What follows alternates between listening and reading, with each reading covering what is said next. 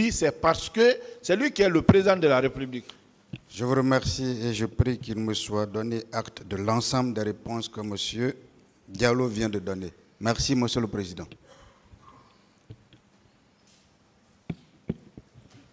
Plus de questions. Partie civile.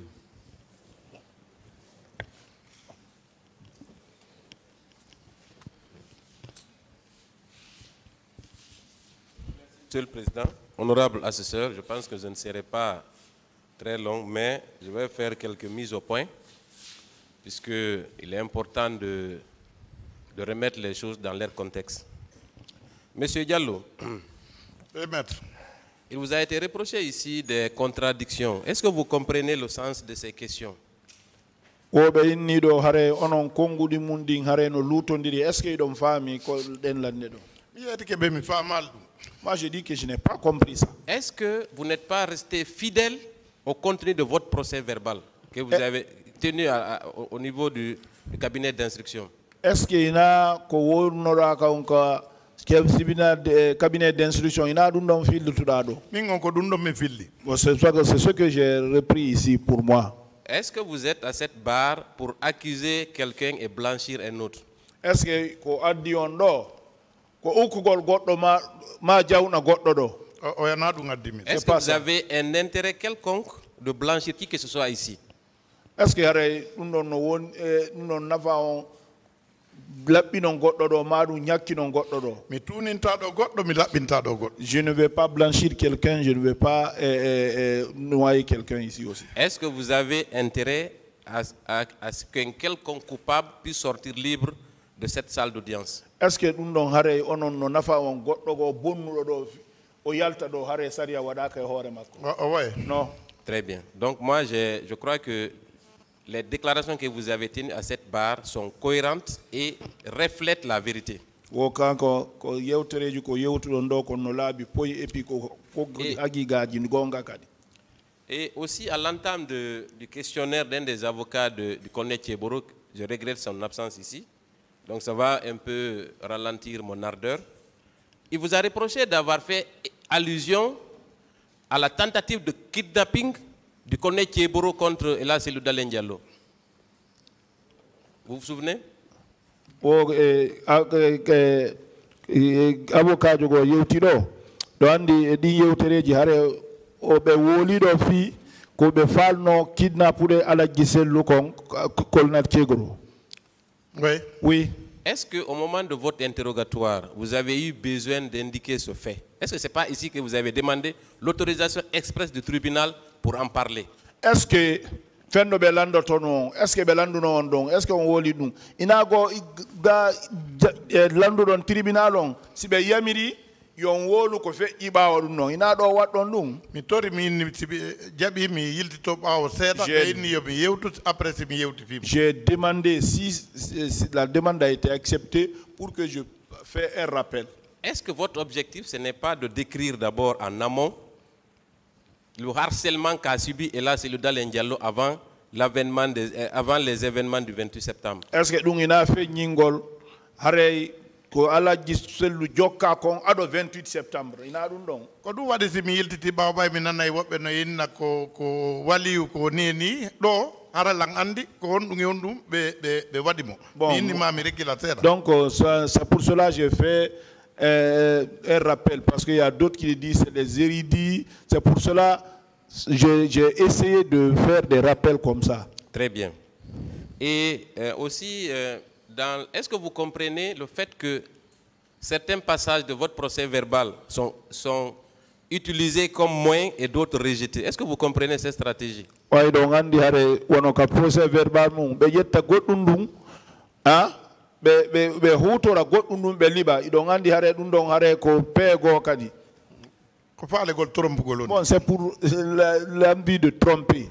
Très bien. Mais est-ce que vous confirmez avoir quand même été interrogé par un juge d'instruction, n'est-ce pas? Qu'on a dit que juge d'instruction landono mané. Oui, c'est eux qui m'ont interrogé. Comme le contenu ne les convient pas, il voudrait à tout prix que ce procès verbal soit écarté. Est-ce que vous comprenez cette démarche?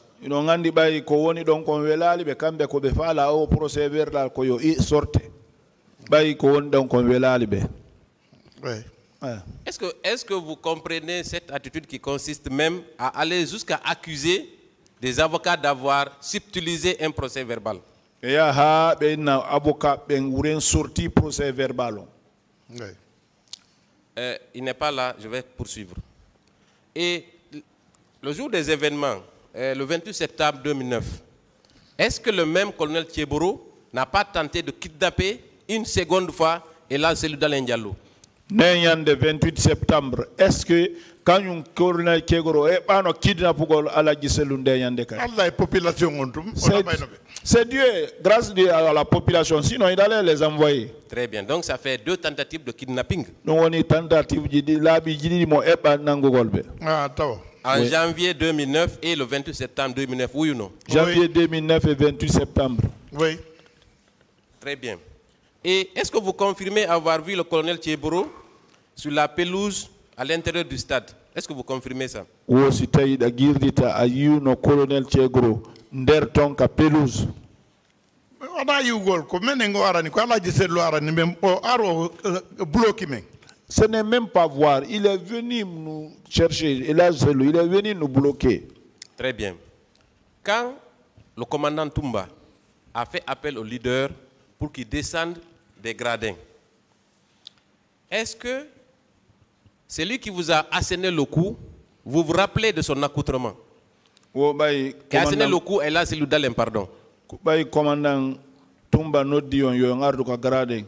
Bayi do ngandi ko tappuno don ala Selou. Est-ce que don maniti oti? Oui, mais si kudo ko police parce doloke on ko bale ko dum min ko entre police jo kanyuma e o anti drogue mais min ko mi inuno ko police jo. Bon, comme la tenue est noire, c'est pour cela moi j'ai dit pensez c'est un policier, c'est entre policiers et ces gens-là qui arborent les tenues noires là. C'est pour cela moi j'ai dit que c'est un policier. Est-ce que ça ne vous a pas paru bizarre que soudainement, dès qu'il a dit de descendre, un nazi est allé lui asséner un coup sur la tête? Est-ce que ça ne vous a pas paru bizarre? Et on a hauna nokion, be ni tun yon ar goddo go ara tappa ala Selou en don gisan. Leader be lutube mfo be acci feji ko directement be hari be habbi ala Selou. Ils ont laissé tous les autres leaders passer. Donc ils attendaient Ella Selou. Est-ce que à travers cet acte, on n'a pas voulu isoler Ella Selou Dalein Diallo du groupe des leaders? Est-ce que be sortano ki be sortine ke ala Selou et groupe on fo? Be bloqué be isolé be no yara be bano be maltraité. Ils ont bloqué pour l'isoler, les autres vont pour avoir comment le maltraiter. N'est-ce pas le même mode opératoire que le colonel Thieboro a utilisé le matin même, avant même votre entrée au stade? Colonel Thieboro waduno kadi bimbi ado yon hewtude ka stade. Leader ben fof accuno feƴƴi ko ɗum ɓe attori men ka stade par ce que o accu ɓen no ɓay ɓen no feƴƴi o bloqué men directement o ini il faut ala Dieng o ƴawnoɓe gawta. Oui, là-bas aussi il a laissé tous les leaders passer, il a bloqué l'âge, il dit non, il faut que l'âge monte dans le véhicule. Donc on est dans le même schéma, il laisse passer les autres leaders et il s'en prend à Ella Selou Dalein, oui ou non? Ko ɗum ɗon ɓe woni pe jokkanode ko accugol leader oɓe luttuɓe ɓen feƴƴa nanga ala Selou. Ko non o guerdi. Oui, c'est comme ça ils ont fait. Est-ce que votre rencontre avec le colonel Thieboro n'a pas scellé en quelque sorte votre sort ce jour-là? Ene fi yidugol colonel Thieboro ko heɓi kon fof ina ɗum ɗon wonno sabudu. Ko min nay ko ɗum ɗo waɗi ɓayi jokku ko ɗum waɗi simi wowli jokkunoɓe monsieur Toumba ɓe fof ɓen noon o naɓunoɓe ɓe yeehi ka laptane menen kamen potti kam malsantan men on ko fof kamen pottuno e monsieur Thieboro. Donc bon, moi je vais dire c'est ça. Parce que tous ceux qui ont suivi commandant Toumba, lui les a envoyés à l'hôpital. Nous, notre malchance, c'est de venir tomber sur Thieboro. En d'autres termes, est-ce que votre malheur n'a pas commencé à cet instant précis? C'est l'être ko hebu donc confort, ina don bori. Oui, c'est ça. C'est à partir de là-bas. Ensuite, quand la cible a été isolée, est-ce que l'expression, et le président va me permettre de lire dans votre procès verbal, l'expression à la page 2 de votre procès verbal, prononcé par le colonel Thieboro, entre guillemets, Dalen, c'est toi ça? Je t'avais dit de différer cette manifestation, tu as refusé, maintenant tu vas le récolter. Est-ce que be etiha be tajion lawongol hinoko woli kon Dalen ina anni ko anni mi yeto no ko ma ya bugutir o manifestation yo so reportamo kala ko hebuda do adabo ɗum noon imo wonde groupe façon fof. Ça aussi il était avec un groupe de toutes les façons. Est-ce que le fait de dire ça en présence de ses agents ne constitue pas un ordre implicite d'agir? Est-ce que wolu gono wasugu ngol kongol ndon ina ndon woni yamir golbe yobe wadu min ko ɗum min ni ko wowliri ko endikkugol ɓe inna ko ɗo woni Dalen. Moi c'est ce que je dis, c'est ce qu'il a dit, c'est pour indiquer que c'est celui qui est Dalen. Et aussitôt ces agents se sont rués sur vous, n'est-ce pas? Gibidun don ben kadi sami e modon. hibontari ɗon ha premier joom ɓay o baleyɓe. Il était arrêté là-bas jusqu'à le premier la balayé. Est-ce qu'il a agi pour réprimander cet agent qui vous avait porté des coups? Est-ce que o bali no do ma pi no do on o felu no on o inita wadu? Hay e goto arrêtali fi ko ɓe woni men e piwde ko. Il n'a arrêté personne pour ce qui nous les bastonnades qu'on nous infligeait. Aujourd'hui, M. Diallo, pour raccourcir, est-ce que le principal responsable de votre agression n'est pas le colonel Thieboro qui est dans ce box des accusés? Ene hande tampireji lette ko wi don kon fu est-ce que na colonel Segoro woni sombodu? Ko menen ko ɗo menen on min andi. Non, c'est lui, c'est ce dernier que nous connaissons. Je vous remercie, M. Diallo, je remercie, M. le Président.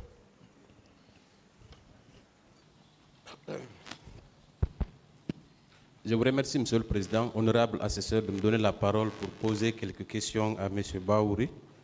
Et je voudrais commencer par vous féliciter. Merci. Et je crois que à travers ce procès, ceux qui ne vous connaissaient pas ont eu l'occasion de vous écouter et de comprendre qui vous êtes. En réalité, vous êtes une sommité.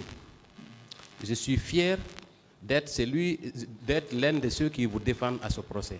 Vous avez rendu un service énorme à votre pays. Vous avez pris votre responsabilité à un moment où certains se cachaient. Vous avez pris la responsabilité de faire face à une junte qui était à l'époque assoiffée de pouvoir et de sang. Je vous remercie pour ça. Je vous remercie, Monsieur le Président. Je voudrais commencer par faire certaines remarques. Voyez-vous, tout ce que les avocats du président Dadis n'avaient pas pu obtenir comme information, ils ont pensé qu'ils allaient obtenir avec vous. Et cela dénote de plusieurs échecs. D'abord, Monsieur le Président, Monsieur Bahouri, certains ont eu la prétention de vous enseigner. Voyez-vous, vous êtes un homme humble, simple et très important pour le pays. Ne vous offusquez pas. Merci, Monsieur le Président. Il vous a été montré également une liste faisant état de la hiérarchie militaire. Est-ce que vous savez que ce n'est qu'une liste additive qui a été lue ici? Est-ce que vous le savez? Je ne savais pas.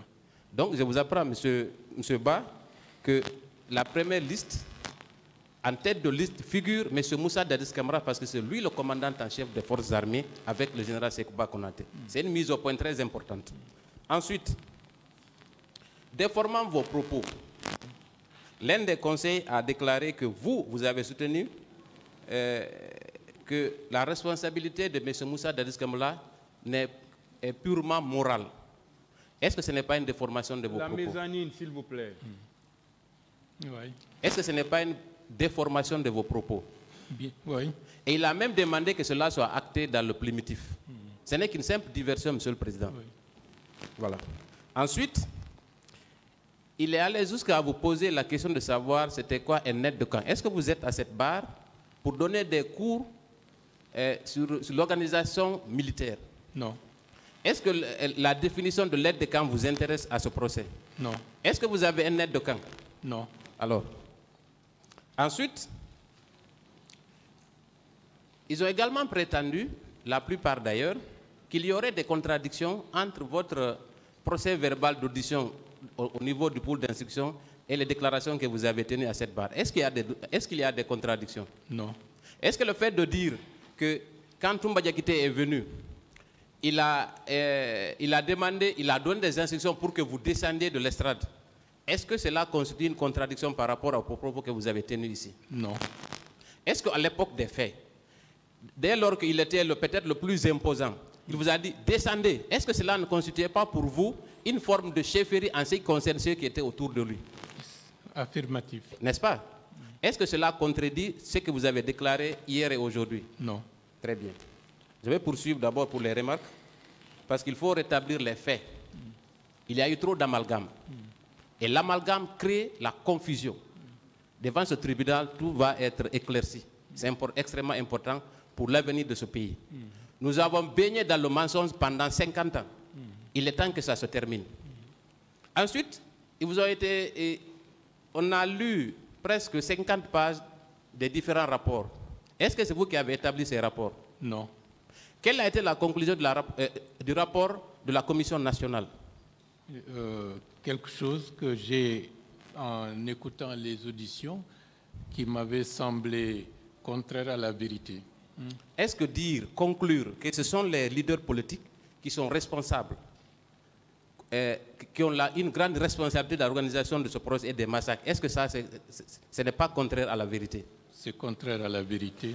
Très bien. Ensuite, est-ce que, en vous demandant si M. Moussa Dadis Camara, les acquis de M. Moussa Dadis Camara, est-ce que cela vous intéresse ici? Dans les circonstances actuelles, je ne vois pas l'importance. Est-ce que c'est à vous de déterminer sa responsabilité morale, pénale et disciplinaire? Est-ce que c'est à vous de le déterminer ici? Pas du tout. Très bien.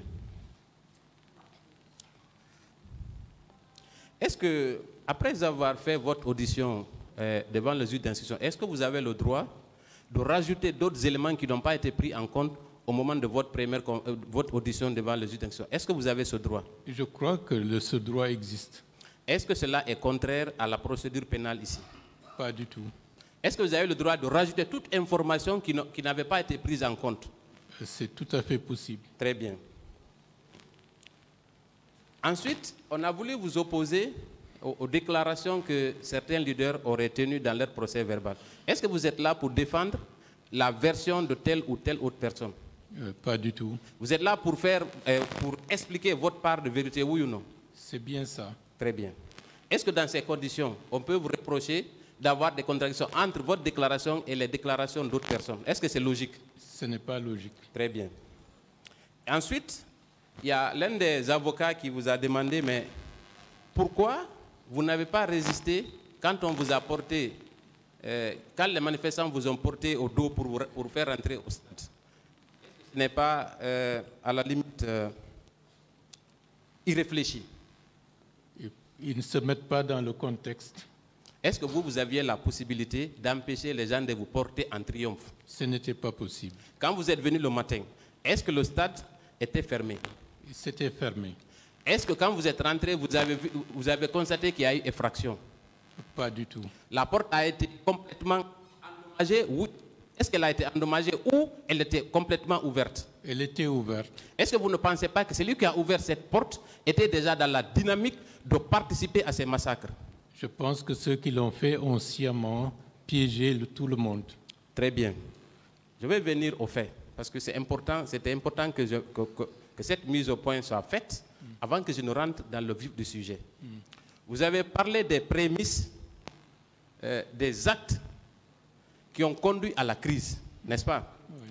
D'abord, pour commencer, quand le CNDD est arrivé au pouvoir, j'imagine qu'en tant qu'homme politique, vous avez exprimé les inquiétudes, mais est-ce que tout de suite la gente vous a rassuré à travers le discours qui avait été tenu à l'époque par le président Dadis? Est-ce que vous étiez rassuré dès le départ? Bon, peut-être qu'à l'époque, notre situation particulière, appartenant au dernier gouvernement du général Lansana Conté, et que le jour même du décès, que des militaires viennent chez moi agresser ma famille et prendre les véhicules et certains biens personnels, ce n'était pas de bon augure. Donc j'étais suffisamment prudent et le lendemain ou le surlendemain, on a été convoqués tous au camp Alpha Yaya. Donc Donc on était dans une situation où on n'était pas du tout rassuré, mais néanmoins, la dynamique populaire nous a, à mon niveau, fait accepter que c'était la meilleure issue dans le contexte du moment. Donc, dès le départ, la jeune version Moussa Dadis Camara n'était pas rassurante, oui ou non? Bon, pour la majorité de la population, elle a applaudi, mais pour certains responsables comme nous autres, mais je peux comprendre qu'en appartenant au gouvernement qui a été déchu, il fallait s'attendre à ce qu'il y ait des désagréments. Mais bref, ce n'était pas du tout une raison pour globalement rejeter l'arrivée du CNDD au pouvoir. Est-ce que vous vous rappelez des premiers engagements qui avaient été pris justement par le président Dadis au moment de la prise du pouvoir? Est-ce que vous pouvez citer 2 ou 3 engagements? Bon, l'essentiel, pour dire les choses exactement, c'était le fait que le processus politique allait être mené correctement dans un délai raisonnable et que ni lui ni le CNDD ne seraient candidats pour les prochaines élections. Est-ce que la mise en place des institutions n'avait pas été aussi, n'était pas aussi l'un des engagements du président Dadis, notamment le CNT? C'est vrai, mais pratiquement, on n'a pas connu le CNT, ni une avancée notable du processus politique. Il a fallu pratiquement tout précipiter au début de l'année 2010. Est-ce que 9 mois après, le président Dadis a tenu ses engagements? Dans les faits majeurs, non. Très bien. On va parler du harcèlement des leaders politiques et des leaders de la jeunesse, surtout de l'Axe. Est-ce que vous étiez au courant que dès à la prise du pouvoir, le président Dadis avait créé une commission pour recruter des jeunes à l'Axe pour son soutien? Est-ce que vous étiez au courant? Bon, j'ai entendu, j'ai ouï dire que de l'argent circulait pour recruter des éléments et ça a amené une division entre pro-CND, CNDD et anti-CNDD. Très bien. Est-ce que la corruption, qui était son cheval de bataille, est-ce que cet engagement était respecté au moment même, quelques mois après la prise du pouvoir? En agissant ainsi, ça ne pouvait qu'accréditer la thèse comme quoi il y a anguille sous roche. Très bien. Donc, à travers la corruption, il tentait déjà de rallier à sa cause toute personne qui était susceptible de contester son autorité, n'est-ce pas? C'est possible. Très bien. Ensuite, est-ce que vous avez appris que des jeunes, ceux qui refusaient la corruption, étaient malmenés, parfois arrêtés au moment des faits? Je n'ai pas souvenir de manière précise d'arrestation. Certainement, il doit y en avoir, mais je ne m'en souviens pas. Très bien. Est-ce que cette persécution de ces jeunes ne constitue pas les premières prémices de la construction d'une dictature dans un pays? Bon, peut-être dans le contexte trouble, ce n'était pas suffisant pour globaliser et qualifier le régime à ce moment-là de dictature, à mon avis. Mais avec le temps, vous avez quand même compris que le CNDD n'était pas si différent des régimes qui se sont succédés, n'est-ce pas, en tant qu'homme politique et analyste? Qu'est-ce qui avait fondamentalement changé dans le comportement des militaires à l'époque? Tout ce que je peux dire, c'était des forces qui étaient moins structurées, moins disciplinées et qui n'étaient pas en phase avec la conception classique de l'État tel que cela fonctionnait auparavant. Très bien. Est-ce que la prolifération de mouvements de soutien ne constitue pas également un moyen tendant à conserver le pouvoir, avec le recul? Est-ce qu'on ne peut pas analyser, on ne peut pas prendre cet élément comme étant un des éléments qui ont conduit justement le président Dadis à vouloir s'éterniser au pouvoir? C'est possible. Très bien. Est-ce que vous savez que ces mouvements-là, notamment le Dadis doit rester, ces mouvements-là étaient financés par les barons du CNDD? Est-ce que vous l'avez appris?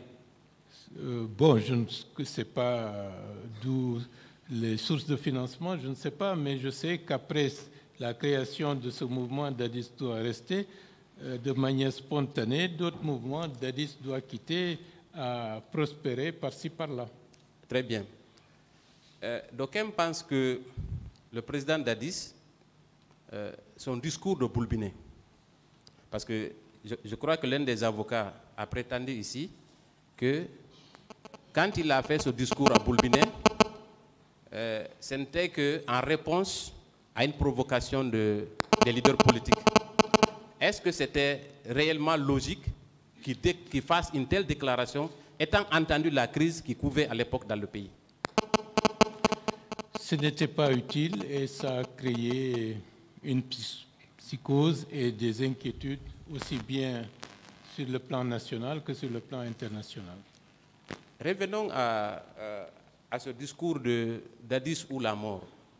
Il a été rapporté ici par l'un des avocats que le président Dadis se serait offusqué quand Moussa Keïta a fait cette déclaration. Est-ce que c'est une réalité, M. Ba?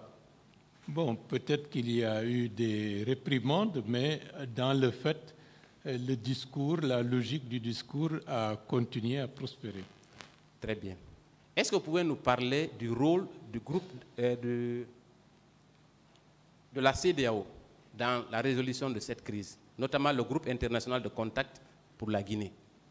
Est-ce que vous pouvez nous parler brièvement, qu'est-ce qui a conduit à la création de cette entité pour venir en aide au pays?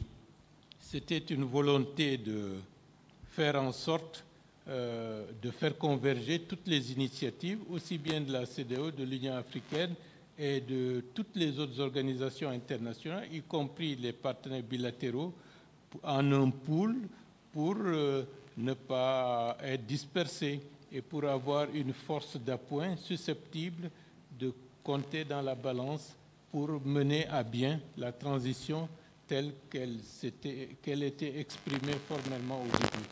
Est-ce que vous savez que le 2 septembre, M. Moussa Dadis Camara a déclaré officiellement en présence des membres de ce groupe de contact international qu'il allait se présenter aux élections présidentielles? Est-ce que vous le savez? Je n'ai pas souvenir, bien que j'ai participé à beaucoup de rencontres, mais bon, de manière explicite, je ne me souviens pas de cette déclaration. Effectivement, il a tenu cette déclaration en présence des représentants de ce groupe international de contact à Conakry. Et plus loin, il est allé les faire participer à une réunion le 2 septembre à Conakry. Je ne sais pas si vous vous souvenez, au cours de laquelle sa candidature a été officiellement sollicitée par des gens qu'il avait manipulés au stade. Est-ce que vous êtes au courant de ça? Je ne me souviens pas exactement. Est-ce que vous vous souvenez de la réunion qu'il a orchestrée avec les maires, les élus locaux? Est-ce que vous vous souvenez de cette réunion? J'ai entendu parler de cette réunion. Est-ce que vous vous souvenez de cette réunion au cours de laquelle chacune des communautés a sollicité sa présentation aux élections présidentielles? Est-ce que vous vous souvenez de ça? Je me souviens de cette rencontre. Est-ce qu'aujourd'hui, M. Moussa Dadis Camara peut dire qu'il n'était pas dans la dynamique de se présenter à l'élection présidentielle? Les faits attestent une volonté d'être présent. Est-ce que ce n'est pas cette volonté de se maintenir au pouvoir qui a conduit à l'organisation de cette manifestation? C'est tout à fait exact.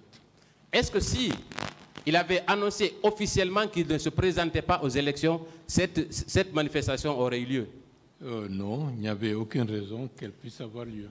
Alors, donc, on va passer, justement, on connaît maintenant les motifs pour lesquels vous avez organisé cette manifestation. On va aller à la manifestation, à l'organisation pratique de la manifestation.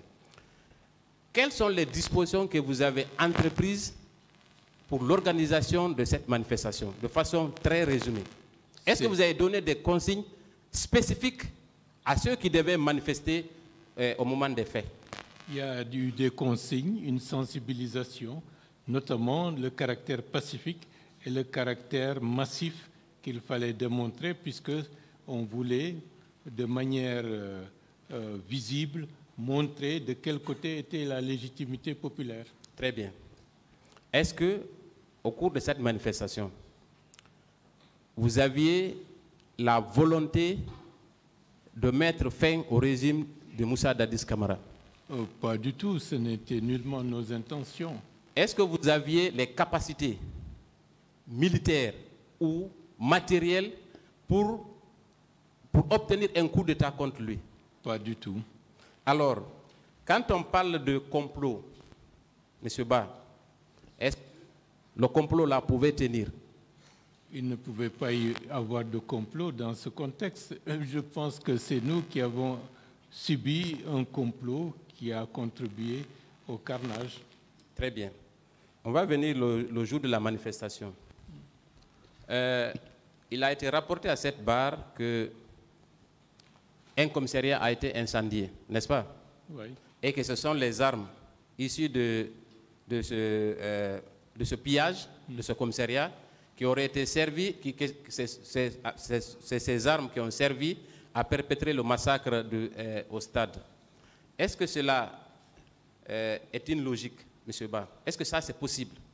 Ce n'est pas possible parce qu'un commissariat, s'il y a des fusils à l'intérieur de ce commissariat qui était relativement modeste, il ne pouvait y avoir qu'un ou deux fusils.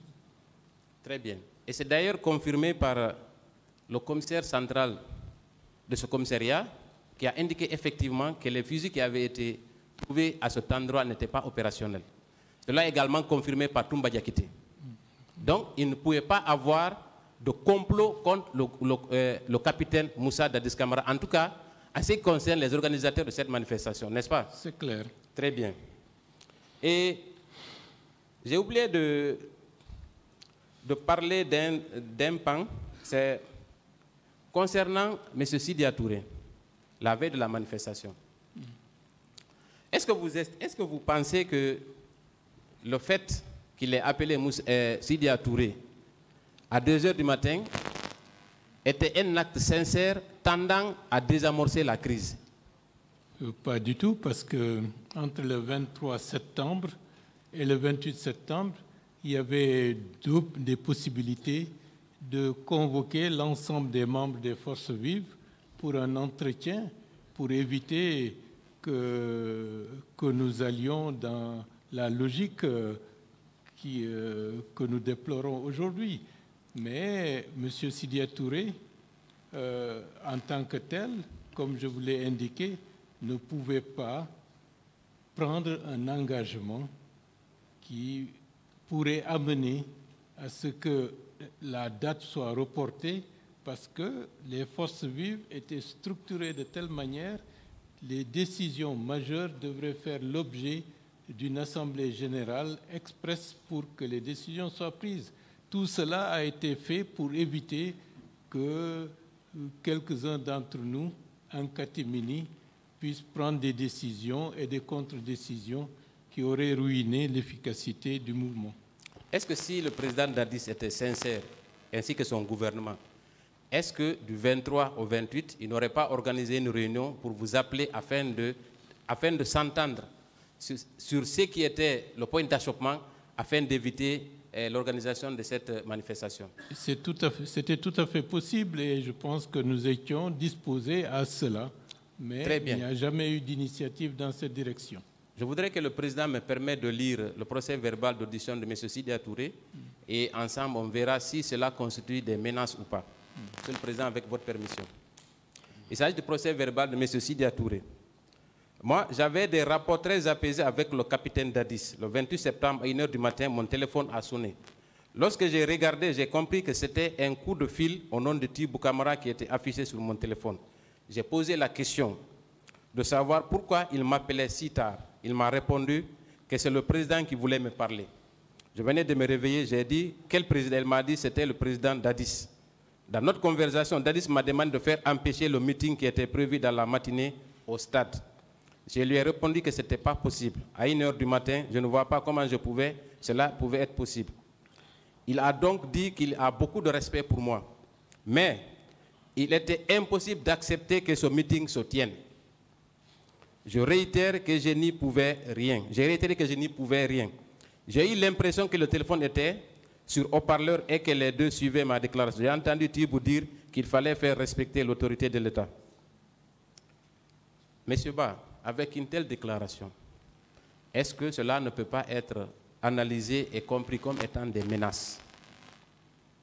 Les termes tels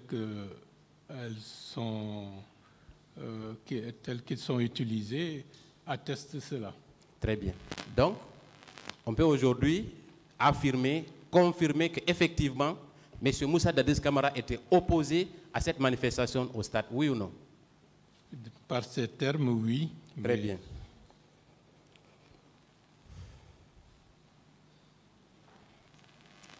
Le jour de la manifestation, vous avez parlé du colonel Tchebourou et il me semble avoir entendu que au départ les échanges étaient cordiaux, n'est-ce pas, avec lui? Bien sûr. N'est-ce pas? Et est-ce qu'il en est resté ainsi jusqu'à la fin? Bon, les échanges cordiaux étaient au moment où on était au niveau de l'entrée de l'université Gamal Abdel Nasser. Moi, je peux l'interpréter comme tel, quelqu'un d'autre peut l'interpréter autrement. Mais comme c'était dans une période surexcitée, il y avait, disons, des positions tranchées de part et d'autre.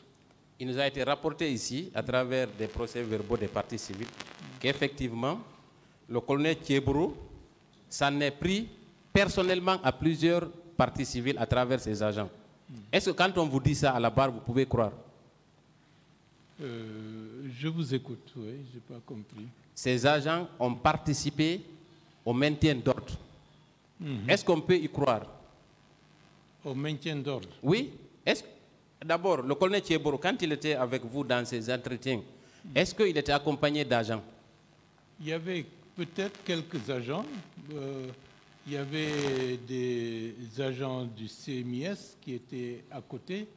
Bon, comme je ne connais pas le nombre des hommes liés au colonel Tchebourou, peut-être que d'autres étaient dans d'autres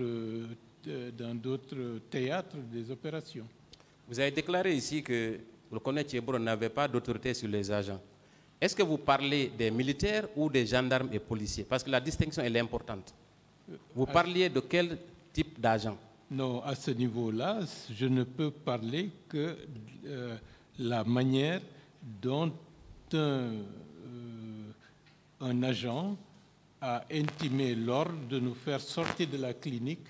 Voilà. Sinon, très bien, ils vont jeter des grenades et le colonel Tchebourou était en face de lui. Et je pense qu'un officier de son rang qui a pris l'initiative de nous amener à la clinique et un autre subordonné qui dit non, ce n'est pas possible, sinon je fais sauter la clinique, ça posait problème. Vous savez pourquoi j'ai posé cette question? Parce que ça représentait presque un trophée de l'autre côté. C'était presque un trophée.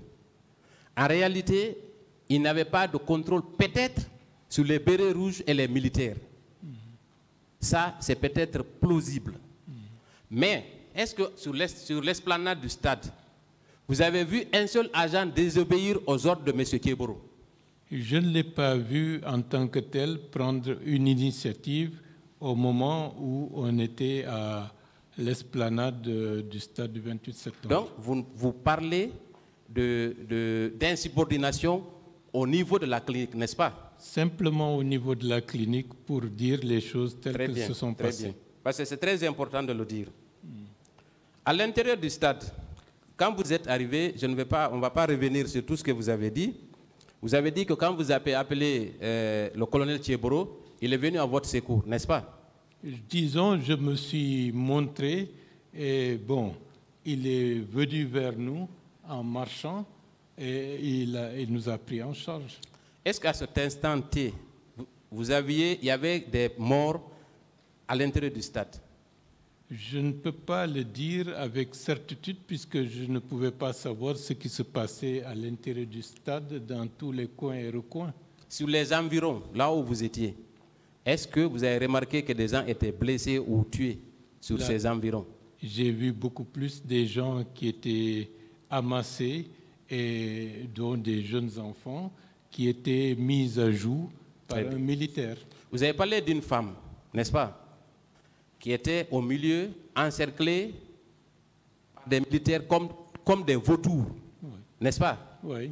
Est-ce qu'à cet instant, vous étiez avec le colonel Thieboro? Oui, puisqu'on traversait l'esplanade pour aller du côté où était garée sa jupe. Est-ce que, logiquement, tout le monde ne pouvait pas déduire que ces agents étaient en train de tenter de violer cette femme? La manière dont la scène que j'ai vue, humilier, déshabiller une femme en pleine journée au milieu de cette foule, entourée par des hommes en uniforme, c'était quelque chose de particulièrement révoltant. Donc, on n'a pas besoin d'être un génie pour deviner que cette femme était en train de se faire violer, oui ou non? Bon, le viol par extension, oui. Est-ce que... Puisque par rapport à ce que j'ai vu, pour être clair, le fait qu'elle soit déshabillée est en soi une atteinte à sa dignité. Par la suite, nous sommes partis. Je ne sais pas ce qui est advenu d'elle par la suite. Donc, le colonel Thieboro ne peut pas dire au cours de ce procès qu'il n'a vu aucune femme se faire violer. L'utilité de cette question, c'était sur ce point. Merci.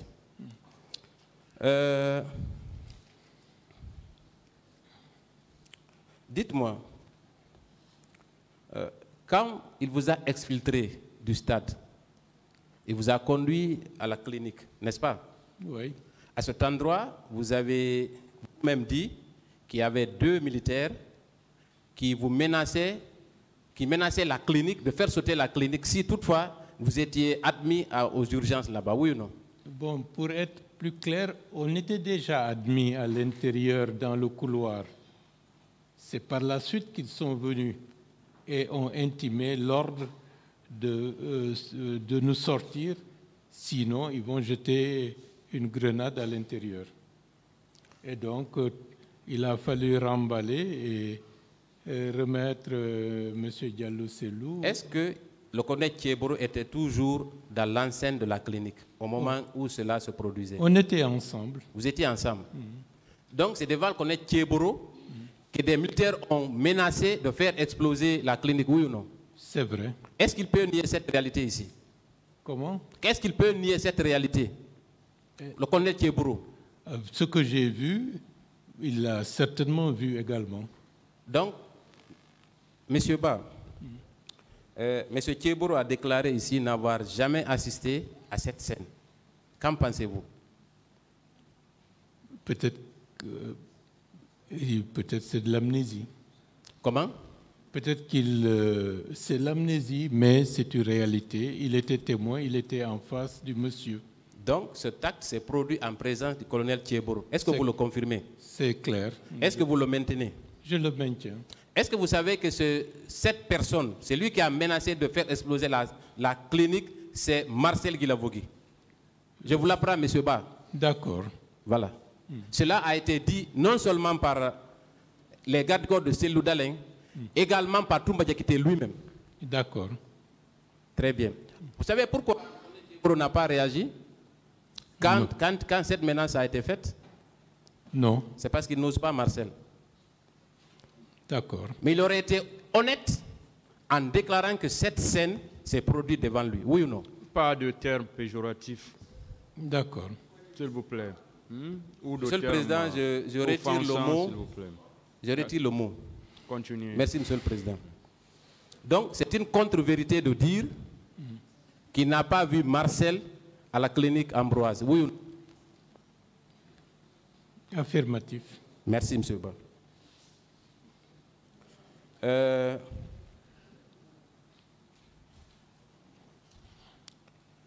Après la manifestation, Est-ce que, après les faits, vous avez entendu à la radio ou à la télé un communiqué du gouvernement ou du président Dadis condamnant les tueries au stade? Les circonstances de l'époque ne m'ont pas permis d'être attentif aux déclarations télévisées ou radiophoniques. Quelle aurait dû être la première réaction d'un chef d'État face à cette tragédie? Si vous êtes un homme d'État, vous étiez à sa place, qu'auriez-vous fait au moment des faits? Une condamnation ferme et toutes les dispositions seraient prises pour mettre la main sur les auteurs de ce massacre. Aucune condamnation. Même pas une larme de crocodile. Rien absolument. Monsieur Ba, est-ce que vous pensez qu'à travers une telle attitude, M. Moussa Dadis Camara a compati à la douleur des victimes? Bon. L'expression de la solidarité et de la compassion pouvait s'exprimer de manière beaucoup plus visible et plus claire.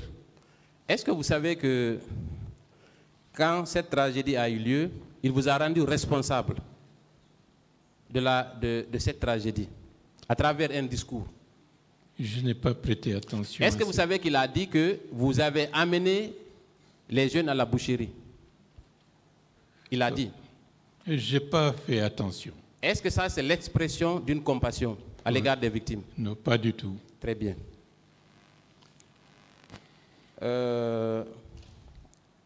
Il a également été question des actions qui auraient été entreprises par le capitaine Dadis. On vous a cité la création d'une commission nationale d'enquête dont les membres ont été choisis justement en raison de leur complaisance envers le régime. Ça aussi, on est au courant. Ensuite, la création d'une commission, l'autorisation de la création d'une commission internationale d'enquête. N'est-ce pas? Est-ce que, dès après les faits, le capitaine Moussa Dadis Camara ne devrait pas, à titre conservatoire, suspendre toutes les personnes qui sont soupçonnées d'avoir participé à ces massacres? C'est une responsabilité régalienne qu'il aurait pu utiliser. Est-ce qu'à votre connaissance, vous avez appris l'arrestation de militaires ou civils après ces événements? Non. Aucune personne n'a été arrêtée? À ma connaissance. À votre connaissance, n'est-ce pas? Est-ce que cela signifie que M. Moussa Dadis Camara a dans le sens de la lutte contre l'impunité dans ces conditions? Non. Très bien. Sur la responsabilité supposée des leaders, il a également été indiqué à cette barre que, à travers les avocats du capitaine Dadis, qu'aucun ordre formel n'a été donné à quiconque pour aller au stade. Vous l'avez entendu ici, oui ou non? Oui. Que Toumba l'a dit, Thieboro l'a dit, donc tous les deux ont dit qu'aucun ordre formel n'a été donné à quiconque d'aller au stade, n'est-ce pas? Oui. Est-ce que le fait d'interdire, en tout cas d'empêcher, pour le colonel Thieboro, le regroupement des militants au stade, ne constitue pas déjà les prémices de ce qui allait se produire au stade? C'est possible. J'avais oublié un point important.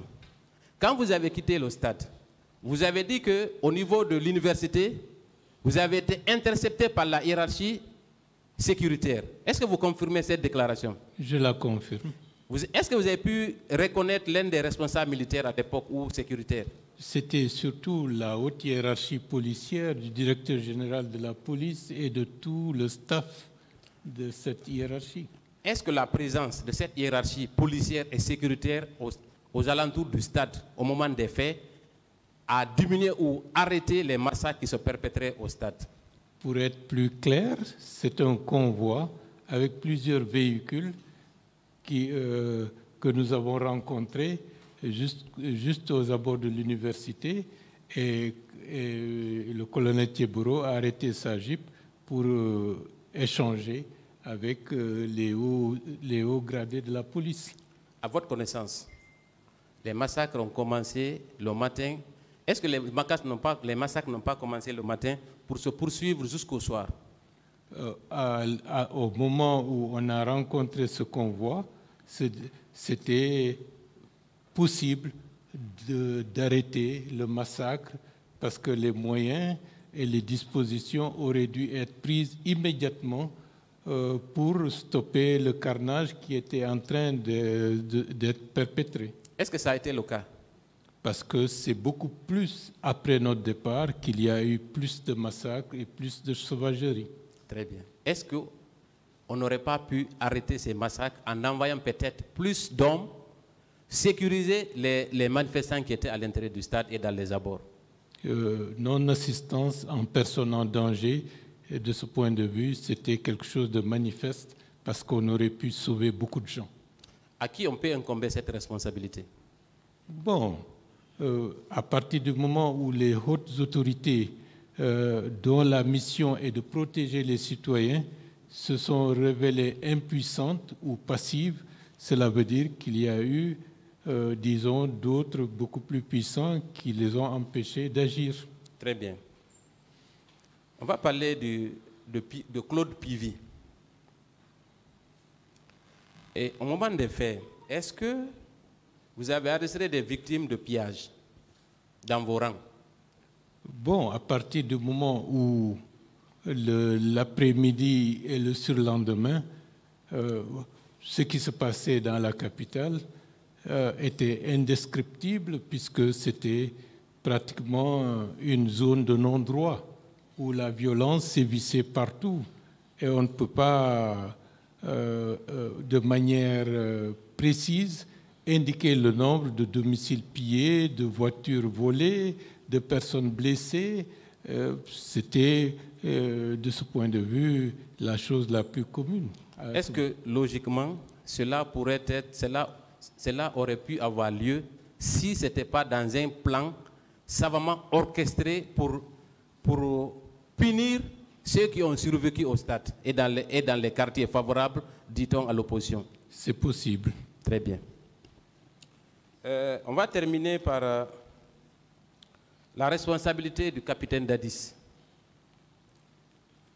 Est-ce que vous savez que des miliciens ont été recrutés justement en prélude à cette manifestation? Est-ce que vous êtes au courant? Nous avions appris qu'il y avait un camp qui a été construit à Kalea pour former des militaires. Vous avez vous-même vu à l'enceinte du stade des personnes qui étaient habillées en civil et qui avaient des armes blanches, oui ou non? C'est vrai. Est-ce que vous savez que ces miliciens-là ont été recrutés, entraînés et entretenus par le capitaine Moussa Dadis Camara? De manière explicite, ce sont des informations que nous avons apprises par la suite. Est-ce qu'il est possible dans un pays, au cours d'une junte militaire, que des miliciens soient entraînés et pris en charge dans un camp militaire sans que le premier responsable militaire soit au courant? C'est possible ça, M. Ba? Dans un pays de droit et dans n'importe quel État, ceci n'est pas envisageable, surtout dans un pays qui est la République de Guinée. Très bien. Il nous a également été rapporté à cette barre, à travers Toumba Diakité, que le jour du 28 septembre, le président Dadis a ordonné à Marcel et compagnie d'aller mater les manifestants au stade. Est-ce que vous le saviez? Je l'ai appris en écoutant et en suivant l'audience à la télévision. Est-ce qu'il est possible qu'un convoi militaire quitte le camp, siège du pouvoir du CNDD, plusieurs pick-up armés jusqu'aux dents? Est-ce qu'il est possible que ce convoi-là traverse tous les checkpoints, se rende jusqu'au stade sans que le premier responsable en soit informé ou les autres chefs militaires, de façon logique et pragmatique? De façon logique, ce n'est pas du tout envisageable. Très bien. Il a été rapporté que effectivement ces convois ont tous rallié le stade pour aller punir tous ceux qui étaient au stade. Oui. Très bien.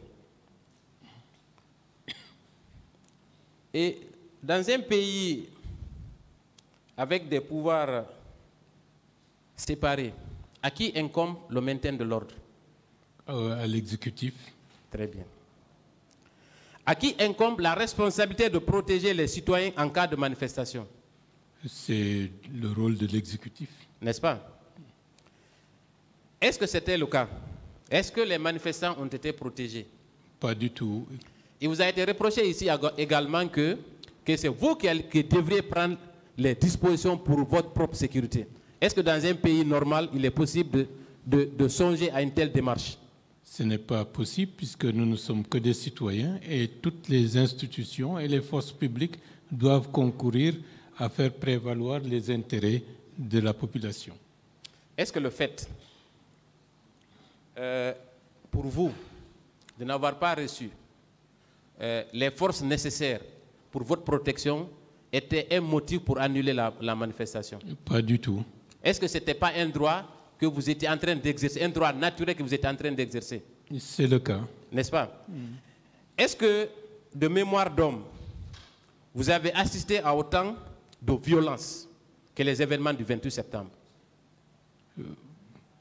C'est beaucoup plus horrible, surtout le fait de s'attaquer à la dignité des femmes, à les humilier. Mais les massacres, on en a connu le 22 janvier 2007. Est-ce que, de mémoire d'homme, vous qui êtes politicien depuis plus de 40 ans, est-ce qu'au cours d'une manifestation, vous avez assisté à des viols collectifs de femmes, de l'esclavage sexuel de ces femmes? Est-ce que vous avez assisté une seule fois à une telle scène? C'est un cas, le 28 septembre, et de ce point de vue, un cas unique qui a heurté la conscience nationale et même la conscience internationale.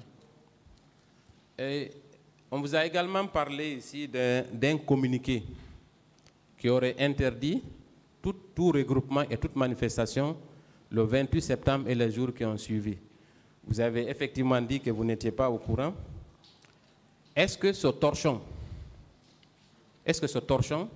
était suffisant pour empêcher la manifestation? Pas du tout. Très bien.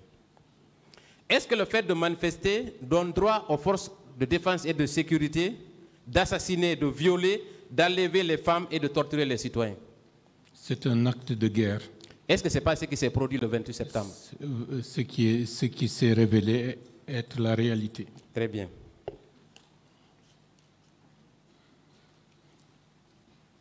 Est-ce que l'emploi par le président Dadis de l'expression « ils ont envoyé les jeunes à l'abattoir » ne trouve pas tout son sens avec le recul? C'est possible. Très bien. Entre le bourreau et la victime, à qui doit-on demander des comptes? Au bourreau. Vous n'êtes qu'une victime. Bien entendu. Qui sont les bourreaux à votre avis?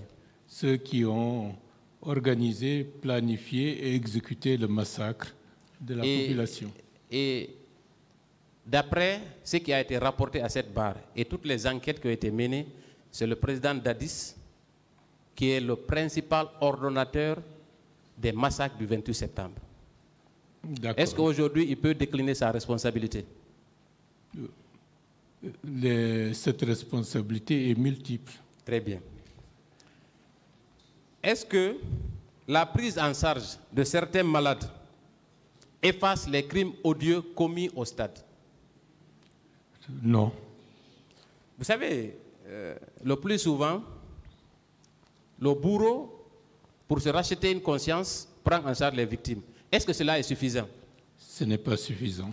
Est-ce que s'il était question de choisir entre se faire soigner et ne pas se faire blesser, qu'est-ce que vous choisiriez? De ne pas se faire blesser. Très bien.